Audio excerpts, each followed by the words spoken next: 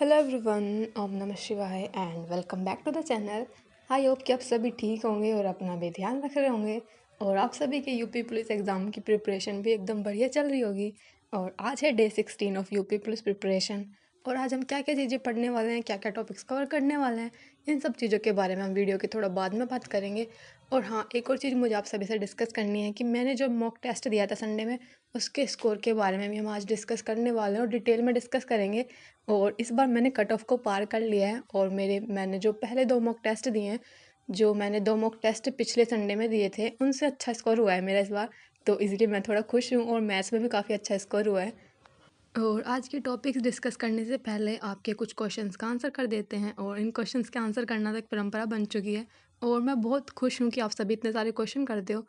और जिस भी सब्जेक्ट या जिस भी टॉपिक से रिलेटेड आपके कुछ भी डाउट होते हैं, आप वो पूछ लेते हो। So I am very happy for that, thank you so much. और ऐसे ही अपने क्वेश्चन कर लिया करो, क्योंकि मुझे भी अच्छा लगता है जब मैं आप सभी के इन सभी क्वेश्चंस का आंसर करती हूँ। जिसमें सबसे पहला क्वेश्चन तो ये हो रहा है कि दीदी आप जीएस की तैयारी कैसे कर रहे हो। तो अगर मैं बताऊं तो मैं स्टैटिक जीके वाला पार्ट ज़्यादा पढ़ रही हूँ और वो पार्ट मैं ऑनलाइन नहीं पढ़ रही हूँ, क्योंकि मेरे पास स्टैटिक जीके के कुछ नोट्स हैं अपने। काफ़ी टाइम पहले मैंने बनाए थे, 1 या 2 साल पहले, तो मैं अपने उन नोट से ही पढ़ रही हूँ स्टैटिक जीके वाला पार्ट।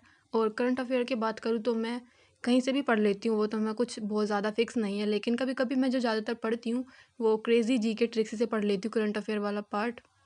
और बाकी जीएस वाला पोर्शन कवर करने के लिए आरडब्ल्यूए पर जितनी भी जीके और जीएस की क्लासेस होती हैं, वो मैं टाइम टू टाइम लेती रहती हूँ। तो जीके और जीएस वाले पार्ट की अगर मैं बात करूँ तो मैं ऐसे ही तैयारी कर रही हूँ। और मैं स्टैटिक जीके पर थोड़ा ज़्यादा फोकस करने की कोशिश कर रही हूँ, क्योंकि अगर मैं अपने एग्ज़ाम की बात करूँ, जो कि मेरा एग्ज़ाम था 17 फरवरी की फर्स्ट शिफ्ट में मेरा एग्ज़ाम था, उसमें अगर आप देखोगे तो स्टैटिक जीके वाला पार्ट ही ज़्यादा आया हुआ है और यूपी जीके वाला पार्ट, करंट अफेयर और इस तरह के क्वेश्चन कम ही थे और हिस्ट्री से तो बहुत ही कम क्वेश्चन थे। तो इसलिए मैं फ़ोकस कर रही हूँ कि जो चीज़ें आ रही हैं, जिस तरह के टॉपिक्स एग्ज़ाम में आ रहे हैं, तो हम उन्हीं सब चीज़ों पर ज़्यादा फोकस करने की कोशिश करेंगे। और देखो, आप पूछते रहते हो कि दीदी जीके के लिए, जीएस के लिए कौन से बेस्ट टीचर हैं। तो देखो, टीचर तो हमें खुद डिसाइड करने होते हैं, कोई और नहीं बता सकता कि हमारे लिए कौन से अच्छे टीचर हैं। ये हमारी एक पर्सनल चॉइस होती है कि हमें कौन से टीचर से पढ़ाया हुआ ज़्यादा समझ में आ रहा है, या किन टीचर के साथ हम ज़्यादा कंफर्टेबल फील करते हैं पढ़ाई करने में, और किन की पढ़ाई हुई चीज़ें हमें अच्छे से समझ आ जाती हैं। तो टीचर्स तो आपको खुद ही चूज़ करने होंगे अपने लिए। और नेक्स्ट क्वेश्चन आप सभी का ये होता है कि दीदी रिवीजन कैसे करें। सो अगर मैं आपको अपने रिवीजन की बात करूँ तो स्टार्टिंग में मैं भी बताती हूँ, 1 मंथ पहले मैंने अपना सिलेबस स्टार्ट किया था पढ़ने के लिए। और अभी लगभग मुझे लगता है कि काफ़ी सारी चीज़ें कवर हो चुकी हैं। और अगर मैं बात करूँ तो शायद जीके और जीएस वाला पार्ट ही है जो मेरा काफ़ी कम कवर हुआ है, ज़्यादा अच्छा कवर नहीं हुआ होगा, मुझे तो ऐसा ही लगता है। इसमें जीके वाला, यूपी जीके वाला पार्ट तो मैंने काफ़ी हद तक कवर किया भी है। और बाकी अदर सब्जेक्ट, अगर मैं हिंदी और रीजनिंग और अदर सब्जेक्ट की बात करूँ या मैथ्स की बात करूँ, तो मुझे लगता है हाँ, इसका सिलेबस तो मेरा लगभग कंप्लीट ही हो चुका है। अब जो बाकी है तो वो थोड़ा थोड़ा रिवीजन करना बाकी है, जिसमें हम एक छोटे छोटे सी चीज़ों को रिवीजन करते हुए चलेंगे। और अगर मैं रिवीजन की बात करूँ अपने, तो मैं रिवीजन के लिए हमेशा एक शॉर्ट नोट्स ज़रूर बनाती हूँ अपने। जैसे हिंदी के मेरे पास नोट्स हैं, वो लगभग 50 से 100 के आसपास होंगे, पेजेस के आसपास होंगे उसके अंदर। फिर उसमें से मैं उसको मेन टाइम पर रिवीजन करने के लिए, मेन टाइम मतलब जो हमारा एग्ज़ाम आने वाला होता है, उससे एक दिन पहले हम उन सभी चीज़ों को एक समरी एकदम बिल्कुल छोटी चीज़ों में, मतलब कहूँ तो थोड़े शब्दों में याद कर सके, इस तरह से मैंने छोटे से नोट्स भी बनाए हुए होते हैं। वो लगभग 4 से 5 पेज के होते हैं। उसमें सिर्फ वो चीज़ें होती हैं जो मुझे डिफ़िकल्ट लगती हैं, जैसे कुछ सन वगैरह हो गए, इस तरह की चीज़ें हो गई याद करने के लिए। और ये इस तरह के शॉर्ट नोट्स मैं हर सब्जेक्ट के लिए बनाती हूँ, मैथ्स के लिए भी और हिंदी के लिए भी और अदर सब्जेक्ट के लिए भी। मतलब कहने का मतलब ये है कि जितने भी सब्जेक्ट होते हैं, सभी के लिए मुझे इस तरह के छोटे से शॉर्ट नोट्स बनाना पसंद है, जिसमें मैं वो सभी डिफ़िकल्ट चीज़ें लिख लेती हूँ जिनको पढ़ने में मुझे थोड़ा मुश्किल हो रही होती है, या मुझे वो चीज़ें याद नहीं हो रही होती हैं। लाइक अगर मैं बात करूँ तो कुछ भी सन याद रखना मेरे लिए थोड़ा इम्पॉसिबल सा लगता है मुझे तो उन सभी को मैं एक जगह पेपर पर लिख लेती हूँ सीक्वेंस वाइज़। जो पहले आएगा उसको पहले लिख लेती हूँ, जो बाद में आएगा उसको बाद में, इस तरह से सीक्वेंस में लिखने की कोशिश करती हूँ, ताकि उनको याद करने में काफ़ी ज़्यादा आसानी हो। तो आपको भी, मतलब अगर आपको अच्छा लगे तो आप भी इस तरह के शॉर्ट नोट्स बना सकते हो अपने, क्योंकि इनसे एग्ज़ाम के टाइम पर हमें रिवीजन करने में बहुत ज़्यादा आसानी होती है। सो अपने एग्ज़ाम से एक दिन पहले या एक रात पहले जो मैं चीज़ें रिवाइज़ करती हूँ, वो सिर्फ ये शॉर्ट नोट्स ही होते हैं, जिसमें मैथ्स में तो सिर्फ फॉर्मूले वगैरह होते हैं, ऐसे रीजनिंग में होता है कुछ फॉर्मूले वगैरह होते हैं जो याद करने के लिए। हिंदी में कुछ ऐसे होते हैं, 4 से 5 पेज के आसपास होते हैं, जिसमें ये सारी चीज़ें मैंने लिखी होती है। कुछ सन हो गए या कुछ इंपॉर्टेंट चीज़ें जो मुझे उस टाइम पर याद नहीं हो रही थी, उनको मैं अलग से लिख लेती हूँ। इसी तरह से जीके जीएस वाला पार्ट भी होता है। तो इस तरह से बनाए हुए शॉर्ट नोट्स कहीं ना कहीं हमें याद रखने में ज़्यादा मदद करते हैं, तो इससे हमारा एक ईजी रिवीजन हो जाता है। और नेक्स्ट क्वेश्चन आप सभी का ये होता है कि दीदी क्या आपका सिलेबस कंप्लीट हो गया है? तो मैं आपको बता दूं कि लगभग कंप्लीट हो ही चुका है। अगर मैं बात करूं तो जी के जीएस को तो हम शायद कितना भी पढ़ें ये कभी कंप्लीट नहीं होगा।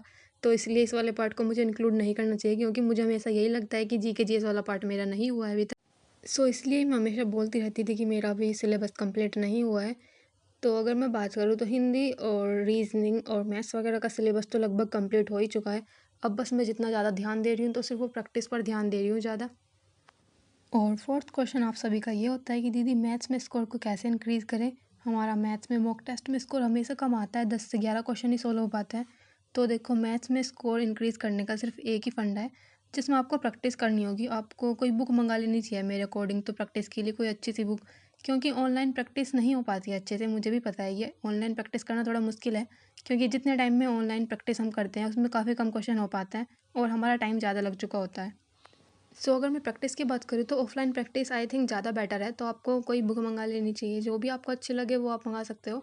मैं अगर अपनी बात करूँ तो मैंने आदित्य सर की बुक मंगाई हुई है और वो मैंने काफ़ी कम टाइम में उसके सभी क्वेश्चन प्रैक्टिस कर लिए थे। मतलब जितने भी उसमें चैप्टर थे, सभी चैप्टर मैंने उसके अच्छे से प्रैक्टिस कर लिए थे।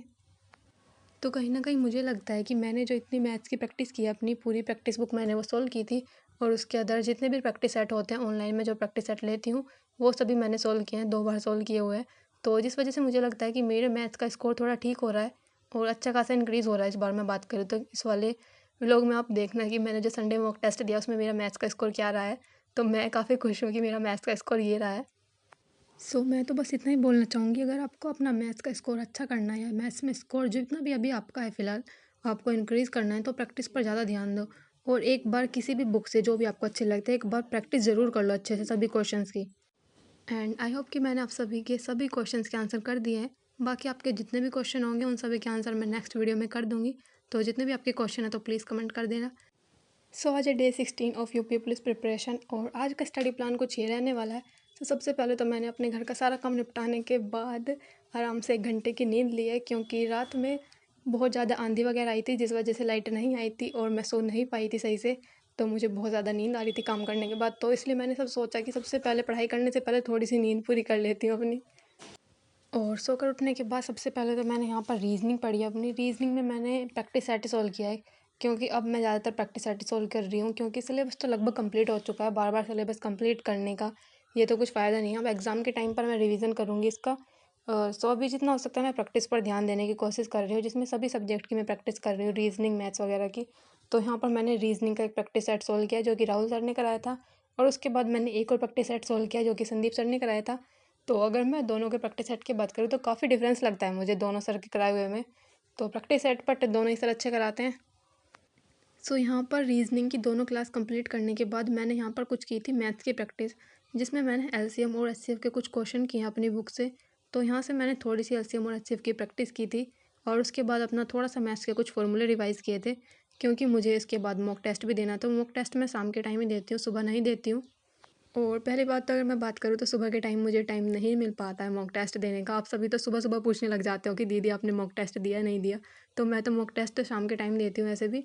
और उसके बाद थर्ड टॉपिक में मैंने पढ़ा था यहाँ पर स्टैटिक जीके, क्योंकि मैं स्टैटिक जीके वाला पार्ट ही थोड़ा ज़्यादा पढ़ रही हूँ इस टाइम पर। तो स्टैटिक जीके में मैंने सबसे पहले तो भारत के कुछ प्रमुख मंदिर याद किए हैं कि कौन सा मंदिर कहाँ पर है। उसके बाद भारत के कुछ प्रमुख संस्थानों को याद करने की कोशिश की है। और स्टैटिक जीके का लास्ट टॉपिक था भारत की भौगोलिक स्थिति, थोड़ा सा इसके बारे में पढ़ा है। तो ये रीजनिंग, मैथ्स और स्टैटिक जीके वाला पार्ट कंप्लीट करने के बाद उसके थोड़ी देर बाद मैंने मॉक टेस्ट देना शुरू किया था। और ये जो मॉक टेस्ट है ये मेरा थर्ड मॉक टेस्ट है इस टाइम पर जो मैंने मॉक टेस्ट देना शुरू किया है। मैंने बहुत टाइम पहले से नहीं शुरू किया है मॉक टेस्ट देना। मैंने अभी इस मॉक टेस्ट से पहले सिर्फ 2 मॉक टेस्ट और दिए हैं, और ये वाला मेरा थर्ड मॉक टेस्ट है। और उन दोनों की अगर मैं स्कोर की बात करूँ तो फर्स्ट वाले मॉक टेस्ट में मेरा स्कोर 213 रहा था, और सेकंड वाले मॉक टेस्ट में मेरा स्कोर 218 रहा है, और थर्ड वाले में मेरा स्कोर ये रहा है, आप खुद ही देख लो। मेरे थर्ड मॉक टेस्ट में 223 नंबर आए हैं, जो कि 300 में से हैं। मैं तो काफ़ी खुश हूँ, बट मैं एक्चुअली थोड़ा सा दुखी इसलिए हूँ क्योंकि मेरे मॉक टेस्ट में हमेशा अच्छे नंबर आ जाते हैं। मतलब अच्छे नहीं, बहुत ज़्यादा अच्छे नहीं, ठीक ठाक आ जाते हैं। लेकिन अगर मैं रियल एग्ज़ाम की बात करूँ तो पता नहीं वहाँ पर क्या टेंशन होती है कि सही से क्वेश्चन सॉल्व नहीं हो पाते। अगर मैं अपने उसकी बात करूँ, जो मेन एग्ज़ाम जो हमारा हुआ था यूपी पुलिस का, जो सा एग्ज़ाम कैंसिल हो गया था, उसमें मेरे सिर्फ 200 ही नंबर बने थे। और जबकि मेरे जो मैं पहले मॉक टेस्ट देती थी तभी भी इजीली अच्छे खासे नंबर आ जाते थे, 220 तक। बट पता नहीं एग्ज़ाम में क्या होता है, हम थोड़ा ज़्यादा प्रेशर में आ जाते हैं या क्या होता है, लेकिन वहाँ पर इतना अच्छा स्कोर नहीं कर पाते हम। सो ओवरऑल मेरे 223 नंबर रहे हैं। अब सेक्शन वाइज स्कोर की बात कर लेते हैं कि किस सब्जेक्ट में मेरा क्या स्कोर रहा है। हिंदी में मेरे 31 क्वेश्चन ठीक हुए हैं, जिसमें से 5 क्वेश्चन गलत हुए हैं और 1 क्वेश्चन अनअटेम्प्ट है। तो हिंदी में मुझे लगता है कहीं ना कहीं मुझे इम्प्रूव करने की ज़रूरत है और अच्छे से रिवीजन करने की ज़रूरत है, क्योंकि हिंदी एक स्कोरिंग सब्जेक्ट है। हमें इसमें जितना हो सके बेहतर करने की कोशिश करनी चाहिए और मेरा तो इसमें कम ही आ रहा है हिंदी में स्कोर। आप देख सकते हो सिर्फ 31 क्वेश्चन ठीक हुए हैं। और अगर मैं अपने रीजनिंग के स्कोर की बात करूँ तो इसमें मेरे 45 क्वेश्चन ठीक हुए हैं, 6 क्वेश्चन गलत हुए हैं, 4 क्वेश्चन अनअटेम्प्ट हैं। और अगर मैं बात करूँ तो मेरा रीजनिंग का स्कोर इसके आसपास ही हो रहा है हर बार। मुझे लगता है हिंदी और रीजनिंग में मेरा स्कोर कम है, क्योंकि दोनों स्कोरिंग सब्जेक्ट है, तो इनमें हमें अच्छा करने की कोशिश करनी चाहिए और स्पेशली रीजनिंग में, क्योंकि सबसे ज़्यादा पोर्शन तो रीजनिंग ही कवर कर रही है। सबसे ज़्यादा जो मार्क्स की जो आ रही है वो रीजनिंग ही है।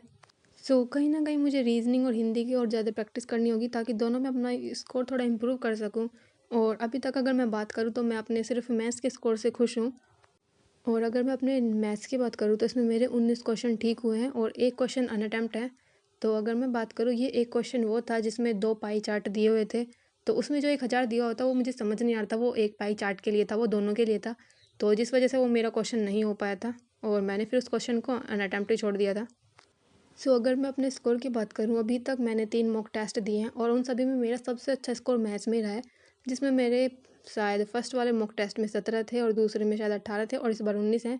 तो मुझे लगता है कि कहीं ना कहीं सिर्फ मेरा मैथ्स का स्कोर ही अच्छा हुआ है और बाकी जितने भी सब्जेक्ट हैं, रीजनिंग हो गया, हिंदी हो गया और जीके जीएस वाला पार्ट होगा, इन सभी में मुझे थोड़ा और स्कोर करने की ज़रूरत है और इनको ज़्यादा इंप्रूव करने की ज़रूरत है। और स्पेशली हिंदी को तो इम्प्रूव करने की ज़रूरत है, क्योंकि वो एक स्कोरिंग सब्जेक्ट है और जितना हो सके हमें हिंदी में स्कोर अच्छा करने की कोशिश करनी चाहिए। हम बचपन से हिंदी पढ़ते हुए आए हैं और हिंदी हमारी मातृभाषा है, तो हमें ऑफ कोर्स हिंदी में अच्छा स्कोर करने की कोशिश करनी चाहिए। मुझे लगता है ये स्कोर काफ़ी कम है हिंदी का। ओवरऑल मिलाकर मेरा ये सारा स्कोर रहा है। तो आप बता देना कि और मुझे किस सब्जेक्ट में मैं कहाँ से पढ़ाई कर सकती हूँ अच्छे से। अगर आप कहीं से पढ़ाई कर रहे हो, जैसे जीएस आप कहीं से पढ़ रहे हो, हिंदी कहीं से पढ़ रहे हो, रीजनिंग और मैथ्स वगैरह कहीं से पढ़ रहे हो, कहीं पर आपको कुछ अच्छा लग रहा है तो प्लीज़ मुझे भी कुछ सजेशन दे देना, ताकि मैं भी वहाँ से पढ़ सकूँ। और मैं आपको बता दूं, जो मैंने अभी कुछ टाइम पहले 2 बुक्स ऑर्डर की थी, उनमें से एक बुक तो आ गई है जो कि 55 रुपये की थी, मेंटल एप्टीट्यूड वाली। बट मुझे ये समझ नहीं आया कि उनमें से सेकंड बुक क्यों नहीं आई है, फर्स्ट बुक क्यों नहीं आई है, क्योंकि फर्स्ट टाइम पर मैंने वो वाली बुक ऑर्डर की थी और सेकंड मेंटल एप्टीट्यूड वाली, जबकि सेकंड वाली आ गई और फर्स्ट वाली नहीं आई है। तो अभी मैं 1-2 दिन का वेट करूँगी। अगर बुक नहीं आती है तो फिर मुझे उनको फ़ोन करके पूछना पड़ेगा कि बुक क्यों नहीं आ रही है। और जो पार्सल देने के लिए भैया आए हुए थे, मैंने उनसे भी बोला था कि भैया मैंने 2 बुक ऑर्डर की थी, फिर भी एक ही बुक आई है मेरे पास। तो उन्होंने बोला कि यहाँ पर तो एक ही बुक है, इसमें तो या तो अभी आपको फ़ोन करके वहाँ पर ही पता कर लेना चाहिए कि दूसरी बुक क्यों नहीं आई है, या फिर कुछ टाइम बाद आ जाएगी, आपको वेट करना चाहिए। तो ये वाला मोमेंट मैंने कैप्चर करने की कोशिश की है। मेरी मम्मी आ गई है फाइनली और अब मुझे थोड़ी राहत मिलेगी। इतना सारा काम करते हुए मैं सच में थक गई थी 1 हफ्ते से। और आते ही मैंने मम्मी को लगा दिया था खाना बनाने में। अरे मजाक कर रही हूँ, मैंने मम्मी को नहीं लगाया था, मम्मी ने खुद ही बोला था कि चल मैं बना देती हूँ, कि 1 हफ्ते से अपने हाथों का खाना खाकर थक गई होगी। तो ये था मम्मी के हाथ का बनाया हुआ खाना, जो कि मुझे 1 हफ्ते बाद मिला है। मिलते हैं नेक्स्ट वीडियो में, तब तक के लिए बाय बाय, टेक केयर।